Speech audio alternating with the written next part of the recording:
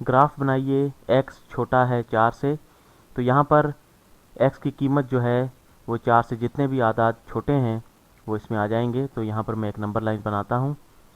हम सिफर से शुरू करते हैं, ये सिफर है, 1 2 3 4 5।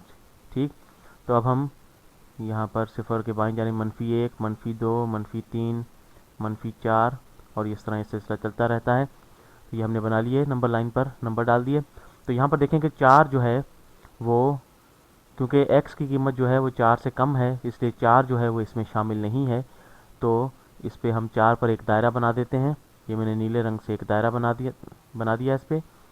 अब जो है 4 से जो भी छोटे आदाद हैं वो सब इसमें शामिल होंगे, क्योंकि ये 4 से छोटे हैं। तो ये मैं एक तीर बनाता हूँ नीले रंग से, ये बाएं जानिब जाएगा और ये -4 और फिर ये आगे, ये मैं तीर बना देता हूँ कि ये आगे ये सिलसिला चलता रहेगा बाएं जानिब।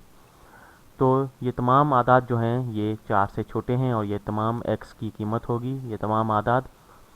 तो इसका तरीका ये है कि हम कोई भी आदत ले लेते हैं। -2 जो है ये छोटा है 4 से, ये सही है। यहाँ पर 4 4 के बराबर है और 5 4 से बड़ा है, इसलिए ये x की कीमत नहीं हो सकती। ठीक।